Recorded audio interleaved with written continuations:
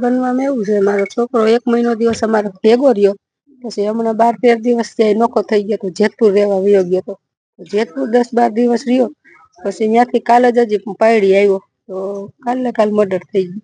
કાલે જ પાયડી આવ્યો તો પાયડી રહેતો હતો પેલા. ઘટના બનવામાં એમાં એવું છે, એને ઘરવાળી છે ને એ પેલા અનેરા સાસરે હતી, તો ન્યાય એનું કાગળ થઈ ગયું, ન્યાય 5 વર્ષનો છોકરો મૂક્યો, પછી ત્યાંથી કાગળ થઈ ગયું ને તો ઈ પછી વાડાહાડા ગામ છે ને ન્યાય આયરના ઘરમાં બેહી ગઈ હતી, મૈત્રી કરાર કરીને રહેતી હતી ત્યાં.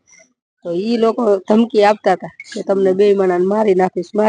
તો અમારો છોકરો કાલે હાથમાં આવી ગયો ને તો એને કાલે પતાવી દીધો, સળિયું મારી દીધી મારા છોકરાને. ઈ અમે કઈ જોયું નથી, મને રાતે 3 વાગે પોલીસ વાળાનો ફોન આવ્યો કાલે રાતે, અમે નથી જોયું કેટલા જણા હતા, શું થયું શું નથી તો અમે હજી મારા છોકરાને મોઢું અમે નથી જોયું. જોઈને અત્યારે વાડાહાડા દિલીપભાઈ માથે અમને શંકા છે. ત્યાં મારા છોકરે તો લવ મેરેજ કર્યા 1.5-2 મહિના થયા, હજી ભેગા રહેતા તો મૈત્રી કરાર કરી. મને ઓલા લોકો માથે શંકા છે, આયરના દિલીપભાઈ છે ને ડાંગર, એની ઉપર શંકા છે ને એના ઘરમાં હતી પેલા મારી બહુ. હા એટલે સાંજ સમાચાર ફેસબુક પેજને લાઇક કરો, વિડીયો શેર કરો અને વધુ વિગતવાર સમાચાર માટે sanssamachar.net વિઝિટ કરો.